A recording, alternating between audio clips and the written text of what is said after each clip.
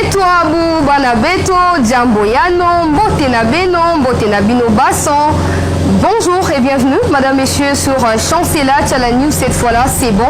Chancela Tchala News, cette plateforme médiatique qui est mise en place pour vous, Bandeko Balandi, pour vous informer et vous permettre d'avoir accès à tout ce qui se passe en République démocratique du Congo, l'information, l'actualité en temps réel, l'information générale, c'est-à-dire qu'au sein de Chancela Tchala News, vous aurez accès à l'information politique, à l'information économique, à l'information socio-politico-économique, c'est-à-dire qu'on va essayer de mettre en place des analyses fluides qui vous permettront, madame, messieurs, de cerner des vraies problématiques de développement de notre pays, la RDC. En tout cas, merci de vous abonner, surtout de demander à vos amis et connaissances, vos familles, vos enfants, vos papas, vos mamans, de s'abonner massivement sur ma chaîne, ma propre chaîne Chancela Tchala News, afin de continuer à me soutenir. Merci à tous. Dans le cadre d'une visite d'inspection et de commandement, les sous-chefs d'état-major en charge des opérations et renseignements, le général-major Chiko Chintambwe et les commandants de la 3e zone de défense, le lieutenant-général Marcel Mbangomashita, sont arrivés à Kibumba, dans le territoire de Nyiragongo, ce 3 novembre 2022. Ils ont à l'occasion rehaussé le moral des éléments des forces armées de la République démocratique du Congo alignés au front sur l'axe Kibumba-Rumangabo qui s'affrontent à la coalition M23 RDF. Le lieutenant-colonel Djike Kaiko, porte-parole de l'armée au Nord Kivu, explique. Il s'agit d'une visite d'inspection et de commandement. Les commandants 3e zone de défense et les sous-chefs ayant en charge les opérations ont tenu, n'est-ce pas, à se rendre compte de l'effectivité de la réorganisation des éléments des forces armées de la République démocratique du Congo sur l'axe Kibumba, en prévision bien évidemment de manœuvres à venir. Nous allons mettre tout, les forces armées de la République démocratique du Congo vont tout mettre en œuvre, n'est-ce pas, au regard des moyens déjà à notre possession, pour que la population, notre population de Rutshuru puisse rentrer dans son milieu naturel. Telle est la volonté de la hiérarchie des forces armées de la République démocratique. Les autorités militaires, vous le savez, elles sont plus que déterminées à travailler pour le retour très prochain des déplacés internes dans leur milieu naturel.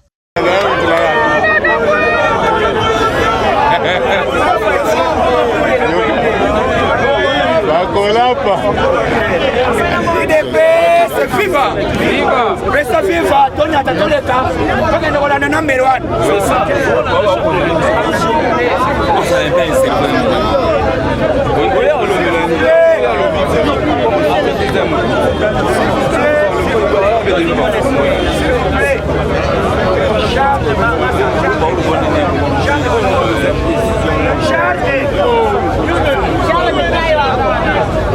IDPS viva! Viva! Resta viva! IDPS viva! Viva! Fatime! Qui vivra fait? Mama watamutamua! Ayogini! Shadera de Mazasha! Ayogini! Boni wapo! Ayogini! Holy Kagam Yapo! Ayogini! Better Fatima!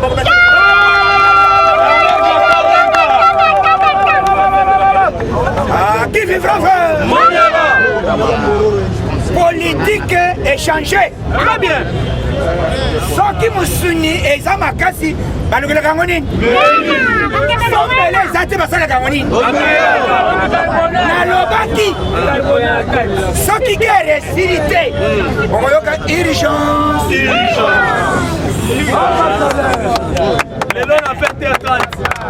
Communiqué de la présidence. Très bien. Vit la constitution de la République. Très bien. Vit la loi organique. Très bien. Bar 6, bar 7, bar Félix Chiro. Il y a maman Denise. Comme le pays est menacé. Vit la constitution de la République. Article 25. Alinéa 2. Très bien. Comme la guerre continue. Très bien. Voilà comment des précisions que le chef d'État va donner. Nous attendons, puisqu'il va parler. Très bien, à 20h30. Ah, il est pas vivant. Vivant. Si le président ose de décréter état de guerre. L'état de guerre, pourquoi? Puisque le pays est occupé. Très bien. Ah, il est pas vivant. Vivant. Bah, il va quitter. Très bien. Non, c'est pas ça, ils ont toujours un avantage à Fatime. Pardon. Si on a maman Denise.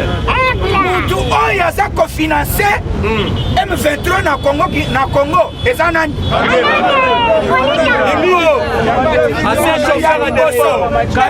dans le Congo, comment on est?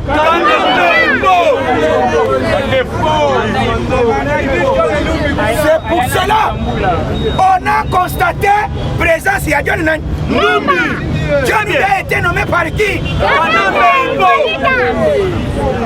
Yango, Tozoloba, et là on a minute. Église, vous êtes là pour prier pour la République. Très bien. Non pour chercher le dialogue. Très bien. Église, Toyoki, église Moko Basangani, Otozo Kene na Rwanda, Uganda, toka nikosenga dialogue. Jamais. Il nous va nimer dialogue.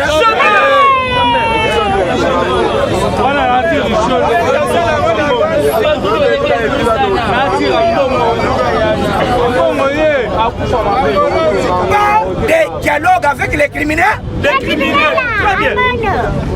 D'ailleurs, Assemblée nationale a salarié des gens Moussala. Très bien. A dépêché des gens Manine. Ça trouve bien.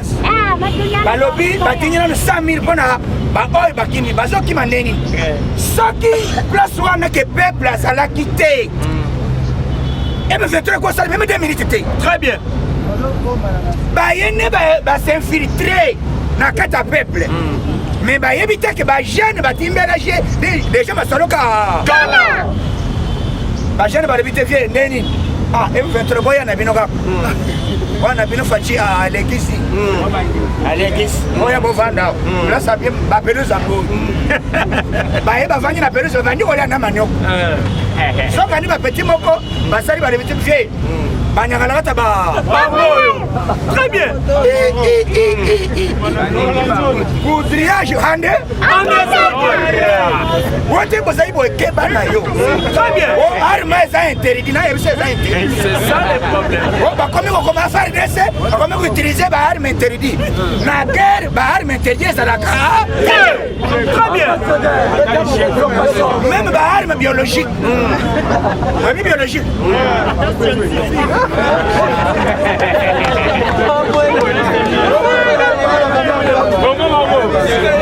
Souka. Merci pour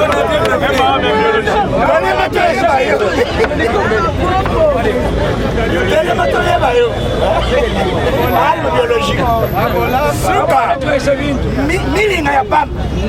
Mais bah il va quitter. Na minute le chef de l'État azamu kiakora mikora ko. Fachi oya asali na Rwanda te. Asali na ba mafia basasema ya Kagame. Lelo sénateur américain. Bango nyonso basali déclaration. Balobi États-Unis, vous êtes devenus faibles devant les terroristes. C'est ça. Vous êtes en train de perdre la crédibilité de l'Afrique. C'est ça. Ça c'est vrai. Au lieu de défendre le peuple, vous avez balobi bien, basengi Joe Biden. Animé. C'est la déclaration contre le Rwanda. Animé. Dans combien? Dans 48 heures. Très bien. On est sénateur américain. Puisque le sénateur américain n'est pas républicain. C'est ça. Guerre ya Ukraine, yoka bien. Guerre ya Ukraine, guerre ya RDC Rwanda. Et petit avantage na Donald Trump. Ah, il est pas vivant. Vivant. Trump, yaka.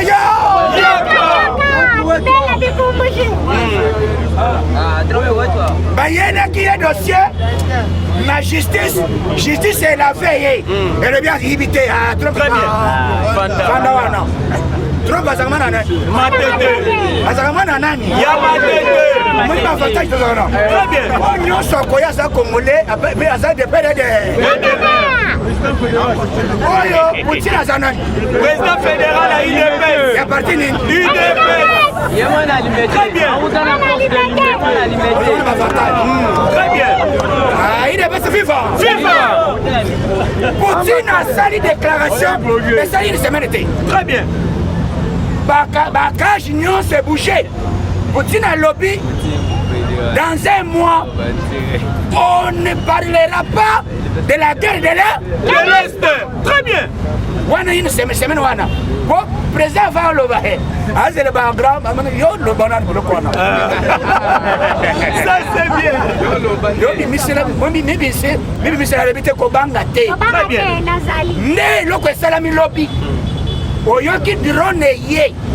Drone de surveillance. Drone de surveillance ces années. Caméra cachée. Très bien. Les hommes ne battent pas place ni.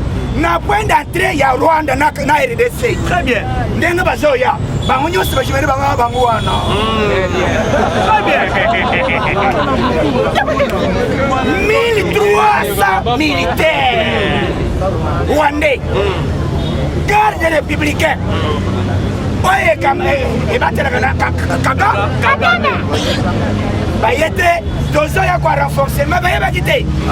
Sokane les armées oyo déjà va préparer Mikolo Fatia Kota bande kolinga te ke a frappé Kabila avant frapper Kabila il faut côté là il a nous c'est très bien. il est viva bah qui après c'est vous Félix ça ça mais à quoi ça le condamné ni aussi longtemps mais non si possession ya Congo te très bien. Banyangalaka oyebi politique te er Fatia yoki galobi mais c'est nangai ba petit basali très bien so baye ba petit basali moral ba militaire nyonso esali nini posé balobia Fatia banda na yo petit wana sakana akolembo na nini na nzoto no yoki Fatia ye à côté libor alobi peuple congolais bomonaki ngai patience à 2 ans puisque bato besoin de Fatia travailler na une année et demie très bien bato vient à 2 ans ça c'est vrai 2 ans il y a coalition négociation pour te négocier 9 mois ça c'est vrai négociation 2 ans ba nommé ba mandataire na Chekamine ba nommé mosusu na société ya FNCG ilungamba boyi ko signer ça c'est vrai nanu mona immigration te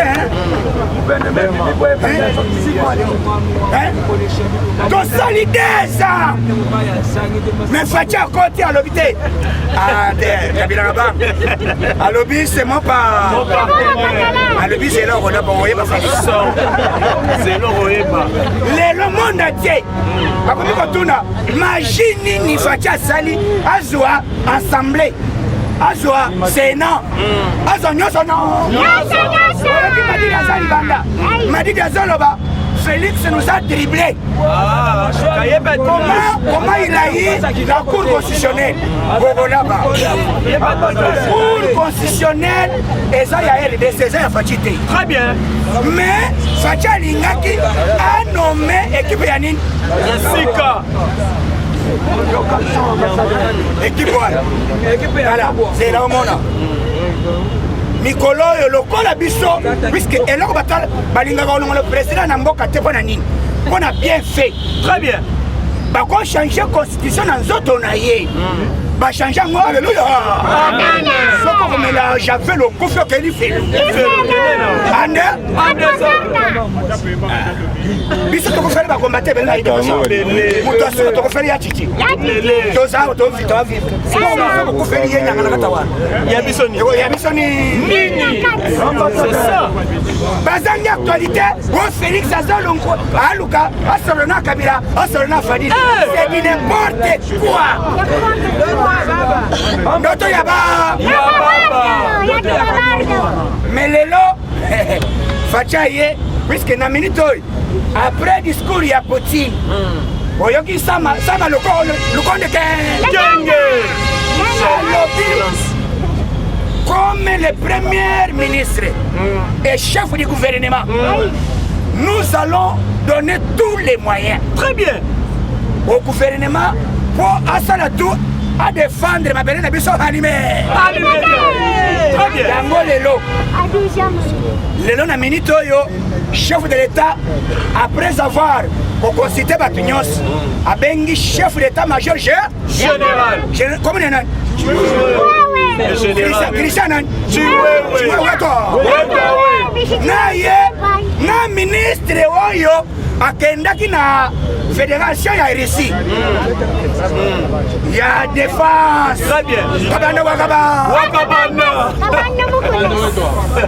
kabanda weto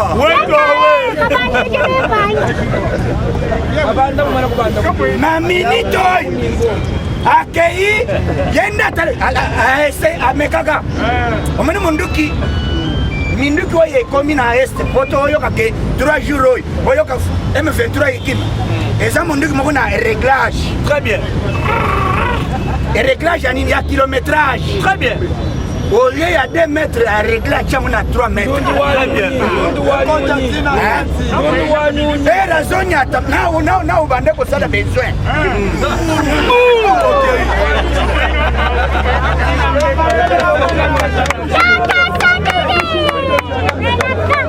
Ah, il est pas viva.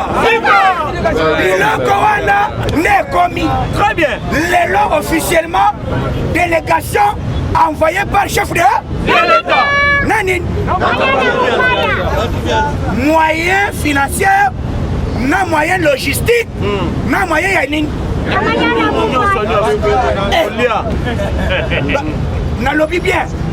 Il a connu sa militaire et bande qui était depuis Mokoloan. Très bien.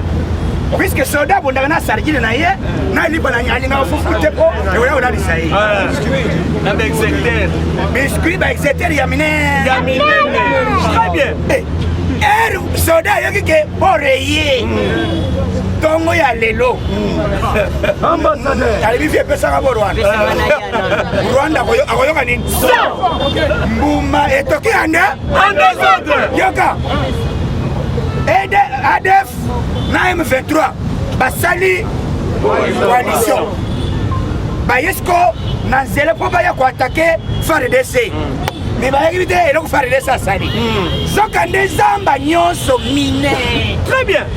Kimia zamba nyonso mine par le FARDC les autres kakun FARDC asali ba ondeni atiki ma ba arme ya na balabal et baso bête le bien toki alinga ko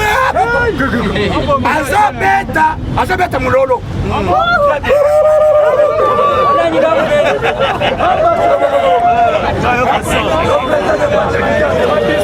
il est pas viva soki okenda kielite ba militaire babeta ka arme babeta ka mulolo. Très bien. Soko yebite soda na guerre ametaka na mulolo. Wana ko sepelisa mambu.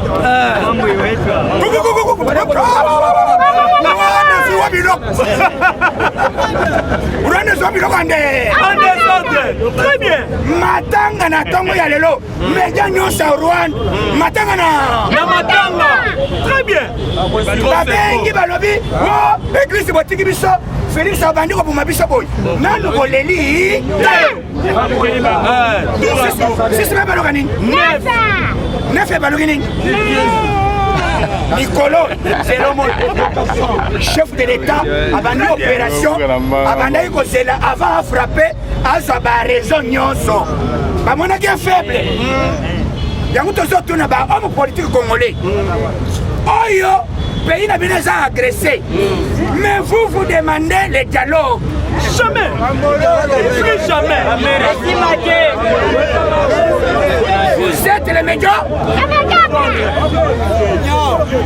Pays menacé. c'est woli ya kosenga libération ya mabele ozosenga oto dialogue o élection élection kosalama te soki bunagana ezala récupéré soki bunagana eza récupéré te na Rutshuru moyen élection esalama eza pratiquement impossible mais c'est la vérité Rutshuru eza baza bakongole te mais yo ozosenga élection mpona banani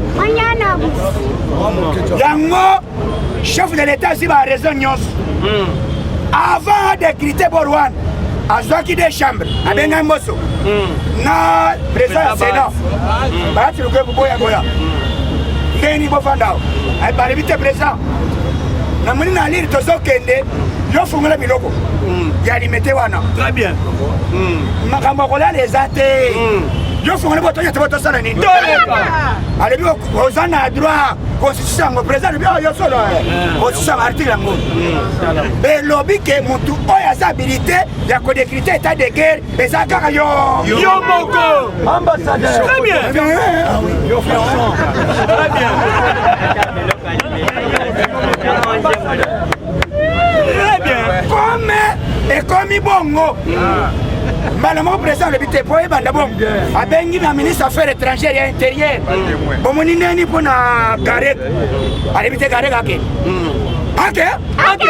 président alobi te alobi yo pesa communication garek ake garek avandaka bandi kolia epuis kabila asali wati trahison ambassade na biso meme na bapays mosusu etongami lokola ambassade ya Rwanda awo na Congo te c'est grave bokena ambassade ya Rwanda bomoni ndenge batonga yango ya terrible oyebi yango te si oyebi yango te toyebi toko makasi kende watala mais lokola kii biro na ngai eza kuna très bien ça c'est bien très bien vraiment eza bor na biso bangororo bor permettre se papa soki ambassade azongi na bango nyonso basani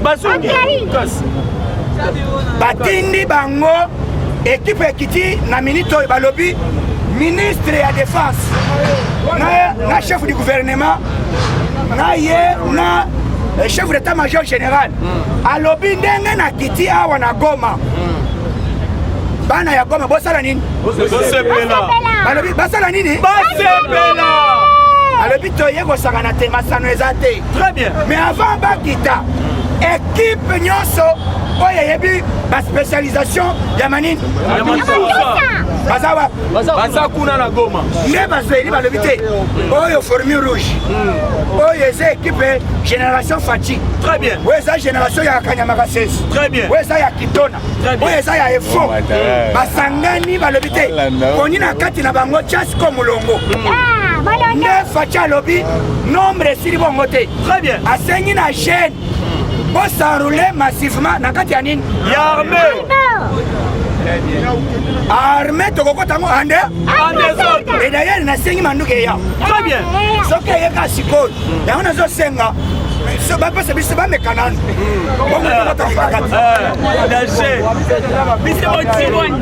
toza bakombata ya to lelo bana ya Goma basali manifestation balobi chef de l'état toyebi ke wana bolingo ya kochange mboka mais banguna baza awa na kati ya Congo baza benemi na biso mosusu ezali MONUSCO très bien oyo baza kobomba ba rebelle yango tala MONUSCO oyebi mpona nini mais Fachi aza bayelesa habite MONUSCO yo vanda très bien zela komona filme c'est ça yo vanda c'est ya musika ça c'est vrai Fachi akei kosolera bakenyani ndeni mais yo oyebi te mais comment Fachi akokende kosolera baarme mosusu aussi longtemps MONUSCO ezao alobi boza lembeli biso na bino orange très bien d'une manière politique alobi na soki bango membre ya Kenya boya Kenya soki bayaki te puisque Russie alobi avant aloba mais manduki na bahélicoptère eyaka te esali nini ezao ngai na mwana azali na molobi awa na aéroport na ya mukao na ndolo ezalaki ya sika eza na formule ya sika abimisi lokola pine oyo ya pine te ezaka nde bo abimisi lokola pine ya pine te soka nde liboso arme ezobeta kasi mepe ezosala nini eye yawo après avoir kosilisa ekei wapi ekei wapi lobi officiellement Kenya abimisi manduki na ye abimisi bachat de combat atiango na mulongo alobi destination wapi RDC bazoya na bango kobunda te baza koakompagne nde manduki. Très bien. Ça c'est bien.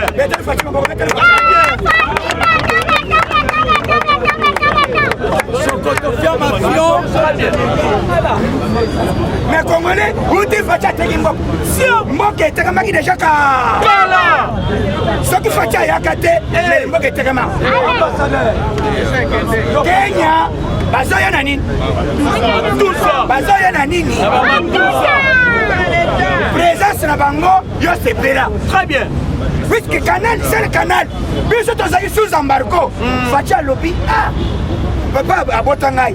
Mayeli ni na cause de manduki. C'est ça le problème. Maïb se présent, yo créé d'abord. Il y a Afrique de l'Est, coalition. Il y a ba président na yo ba pays voisin. Ba ya. So kande canal wana, ne canal banini esala nini?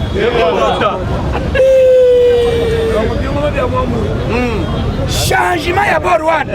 Na minute oyo bazo bengango matuza moko sophistiqué. Très bien. Et ça pareil, et tu as la en Afrique.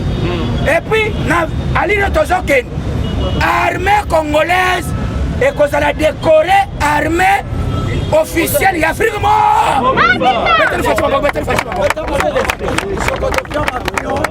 Puisqu'à Salifas, il y a un groupe armé, et bien, il y a bien. Tant que vous faites à côté du pouvoir, donc coûte 500 quelques groupes armés. Et 3000 groupes armés. Mais combien? 3000. Mais les lots de Tigali 50. Nous sommes.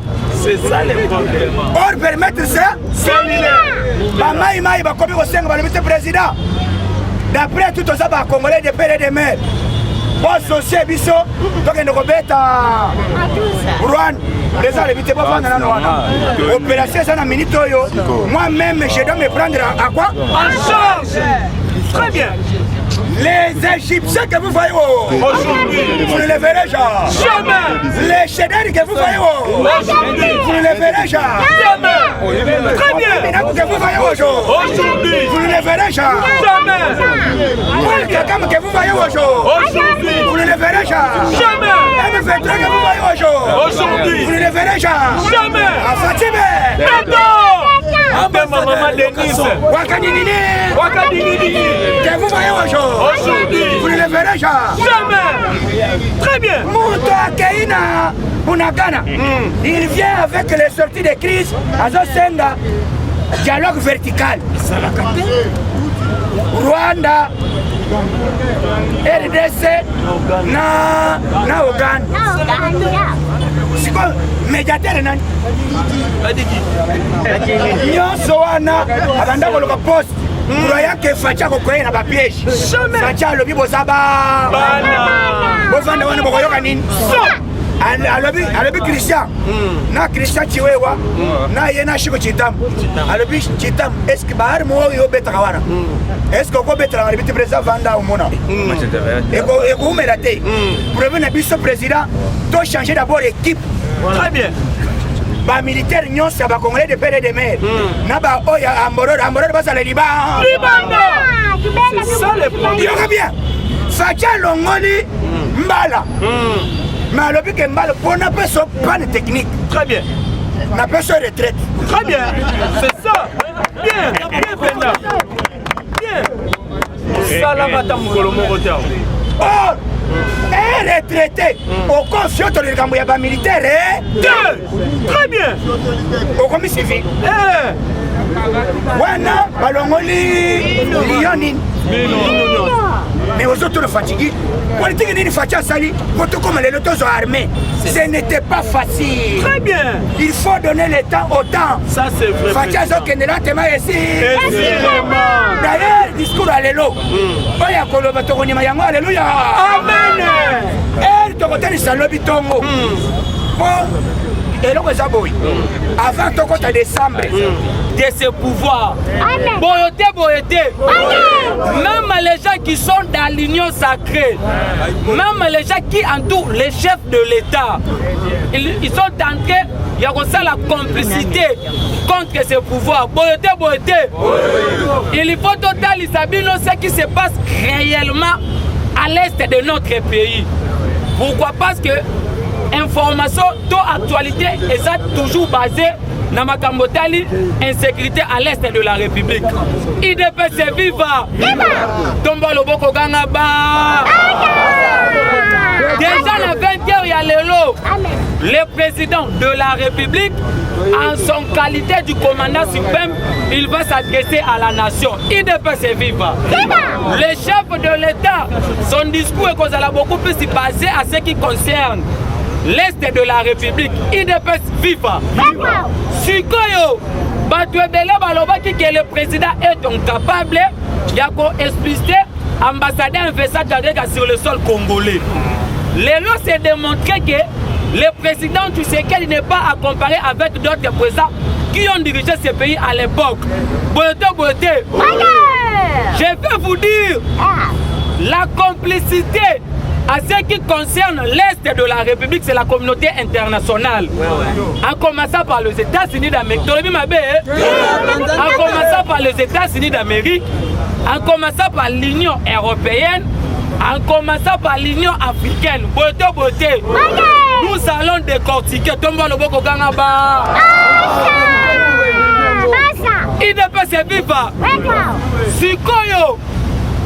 Kindoke Bandi et pas inini. Fayoulou a fait une tournée américaine ratée, une tournée européenne ratée. IDPS viva. Parce que Fayoulou a fait une déclaration de Rotang et Labino. Mais vous devriez aussi savoir ceci. Les États-Unis d'Amérique, parce qu'aujourd'hui les gens disent que Tshisekedi est arrivé au pouvoir par la bénédiction de la communauté internationale. C'est faux et archi faux. Beauté. Le président de la République aujourd'hui, la communauté internationale, les États-Unis d'Amérique en particulier, ils ont compris que le chef de l'État a le soutien total de sa population. IDPS viva. À ce qui concerne l'Est de la République aujourd'hui, il faut me comprendre. Secrétaire général Antonio Guterres, il y a Nations Unies, alors que le M23 se ravitaille de quelque part. Mais de quelque part, de l'autre côté, M23, ils ont des armes sophistiquées. C'est une façon de désacraliser notre armée, de démoraliser les militaires au front. IDPS viva. Bon accompagner ça va poissoir na baini. Dans le conseil de sécurité, Macky Sall a été incapable de citer le nom de la République démocratique du Congo. Parce que dans le conseil de sécurité, c'est là où on profite pour la repère à Makamotali, pays non à Makamotali, continent.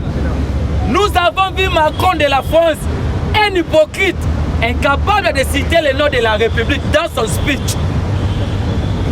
Aujourd'hui, quand le chef de l'État décide, il y a qu'à expliquer l'ambassadeur Mvesa Kageka, parce que nous n'avons rien à voir avec l'individu.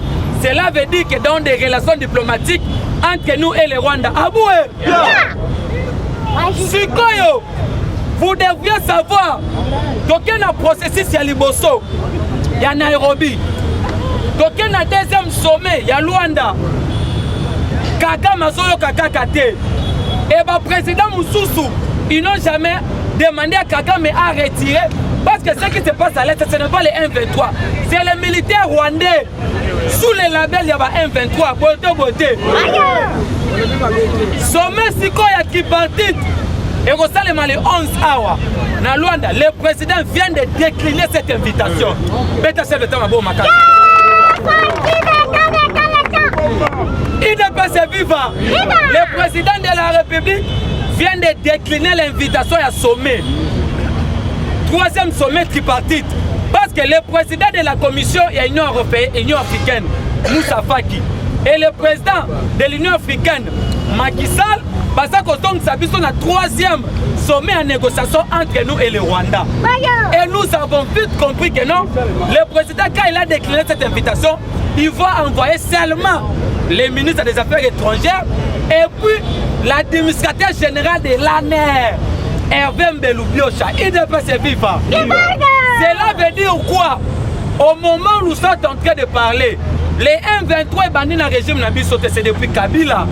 Parce qu'aujourd'hui, M23 va poser la responsabilité sur le plan militaire politique dans les hautes fonctions. Il y a 4 République démocratique du Congo. Même dans d'autres entreprises. C'est ce qui a justifié même ancien. Déjà Rouguiza à l'époque. Vous avez vu de James Kabarebe. Parce que Kabarebe vient aussi de faire une déclaration aujourd'hui. Willy Mboma a sali déclaration à l'Obi Boye. 2 ans après, pour un dialogue dans le gouvernement congolais. Côté la institution. Mokonzi Mboka a tapé la main sur la table. Il a dit net, nous n'allons pas négocier avec le mouvement terroriste. Si aujourd'hui nous acceptons de négocier avec les M23, il y a responsabilité au sein de l'armée. Au sein de la police, même les institutions politiques. Parce qu'on a rendu ce mouvement politique à l'époque où Kabila était au pouvoir. C'est ce qui a justifié aujourd'hui que le président tape la main sur la table pour refuser. Mais je vous avais dit ceci, la meilleure ou les meilleures façons de vaincre l'insécurité, c'est de s'allier derrière la Russie. Boyote. Il y aura un psycho politique. Dans le briefing, il y a un ministre de la communication. Parce que récemment, vous avez vu information que non, le gouvernement congolais a acheté 7 hélicoptères au niveau de la Russie et puis 27 drones au niveau de la Turquie. Il y a déjà système de pays actuel. Nous avons la Russie, nous avons la Chine, nous avons la Brésil et nous avons la Turquie. Et le pays il y a Occident de comprendre des complicités. Quand vous avez le ministre de la communication, alors que non, nous et le gouvernement russe, il n'y a pas des accords militaires. Mais moi je vous dirais c'est la politique. Il déplace ses FIFA. Politique. Et ça, tout le monde a raté les autres, c'est le Maranaboutou. De l'autre côté, les États-Unis d'Amérique, un chargé ambassade aux États-Unis, fait la déclaration aujourd'hui en demandant au gouvernement congolais dans la Kisaïe ou soit tu dois confirmer que tu as un matériel militaire dans la carte ici. Il est fou.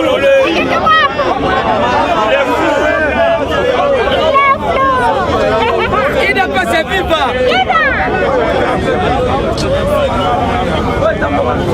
Par rapport à la 7 hélicoptères russes, pour combattre les Occidentaux, ça s'inquiéter. Il y a le chargé des affaires extérieures de l'ambassade aux États-Unis, aujourd'hui à Kinshasa, demande des explications au ministre de la Défense de la RDC. Il doit servir ça.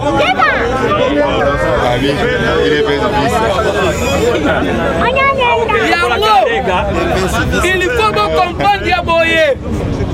Mokonzi Mboka c'est le chef d'état-major de mettre toutes les batteries de guerre en place.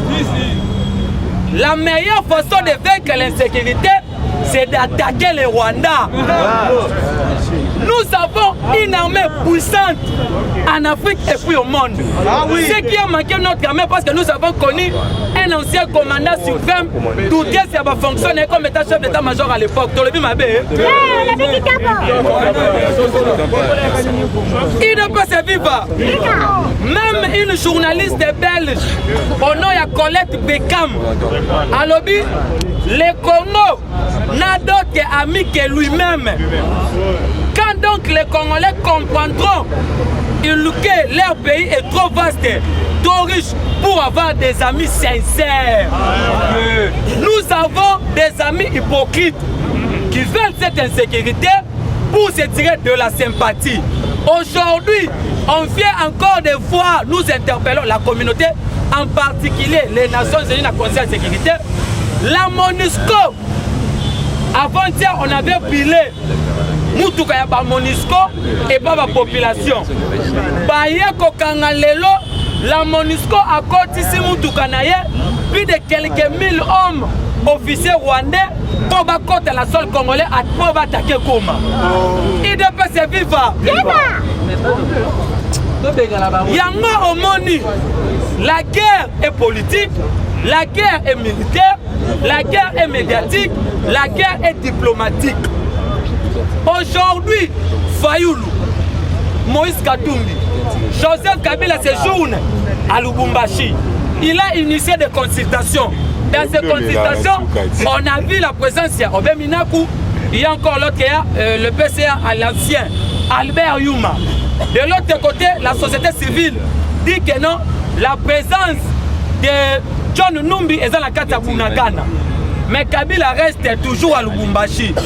Le complot est quoi? Ils veulent que l'ennemi va récupérer comme apport et fragiliser le pouvoir de Mokonzi Mboka. C'est ce qui a justifié que Fayoulou fait cette déclaration.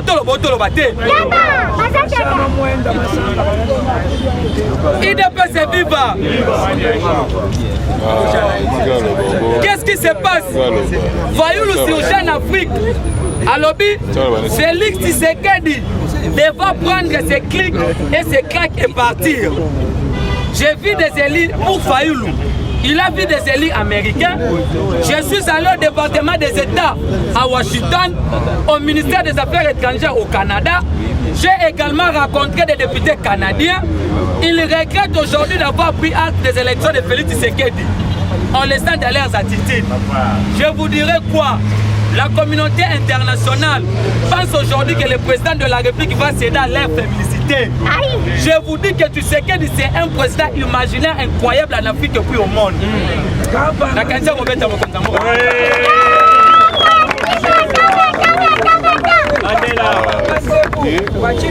Il ne peut se vivre. Tshisekedi, c'est un président imaginaire, incapable, extraordinaire en Afrique et puis au monde. Ça dépasse même les communautés internationales. Comment un président qui n'a que 3-5 ans au pouvoir, il est en train de compliquer leurs intérêts? Parce que Bokoye Baboye, Mokonzi Mboka lelo na Goma, batindi délégation à 7 ministres nationaux, 6 députés nationaux et le général chargé des opérations à FARDC, c'est le général adjoint, le chef d'état-major adjoint, Chiko Chitambwa. Je vous dis que les heures de 1-23 sont à compter. Parce que déjà le général a déjà la carte à Goma. Mais M23, il y a des gens ici à Kinshasa qui leur donnent de la force. Il y a des journalistes, des Congolais qui sont au service des étrangères. Aujourd'hui, nous avons qu'un seul pays. Nous avons vu à l'Ukraine, quand l'Ukraine a été attaquée, pour combattre d'abord les ennemis. Nos intérêts politiques, après. Mais tous ces gens-là qui sont en train de combattre les présidents, premièrement, ça douter de la nationalité la bango. A commencé par Olivier Kamitatou, a commencé par Moïse Katumbi, a commencé par Martin Fayoulou, a commencé par Joseph Kabila. C'est pour la première fois au monde d'être frappé caméra tout le boto le baté. C'est pour la première fois au monde a déma passe à babota mina mboka différent. Moko na manono, moko na roi. Dans le bima bé. L'ipasa ya Jeannette Kombo na Echa Manirere azalaka na Tanzanie. Mais Zoé Kabila lobi akota la famille Kabila na 1993.